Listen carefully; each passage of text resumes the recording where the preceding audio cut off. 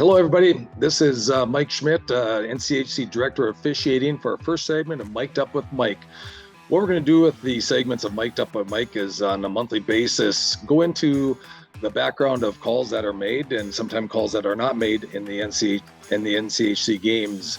I'm going to explain of what our officials are looking at and trying to make those calls during the games. And our first segment that we're going to be covering this week is tripping.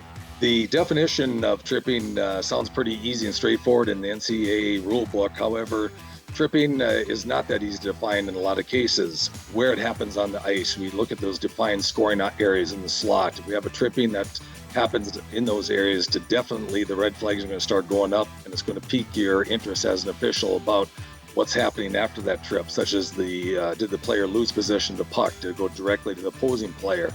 Did the player lose a good scoring opportunity due to the trip?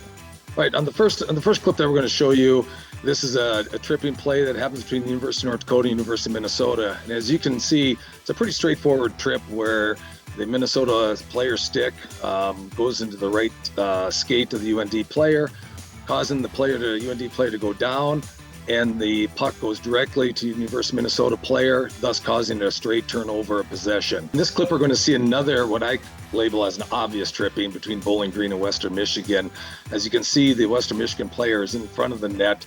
He's going to go to the puck in the corner, and he loses his responsibility to that puck as he gets tripped by the Bowling Green player as he is going. Even though the Bowling Green player lets go of his stick, he does cause the Western Michigan player to go down and missing out on his chance to play that puck.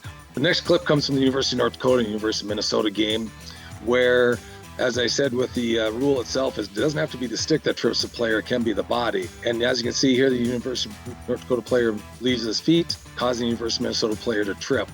In NCAA rules, if you hit the puck first, that does not negate the tripping. When you leave your feet and cause the opponent to go down, that is a tripping. The first view that we look at is from the center ice view. It doesn't look like probably the goaltender did much there, and that view of the referee could be a lot different than the referee down in the corner.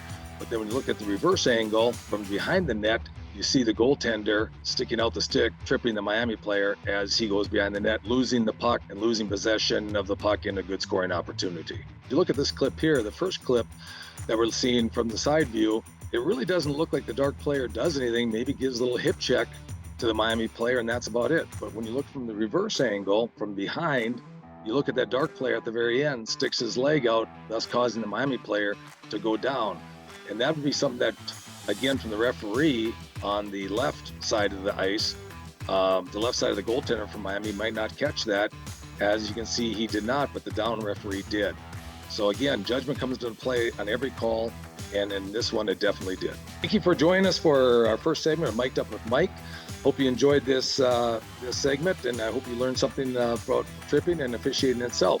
If you'd like to see certain aspects of penalty calls or why penalties are called, why are not called, please leave the comments down below or reply section, and we'll try to address those in a timely manner. Thank you very much.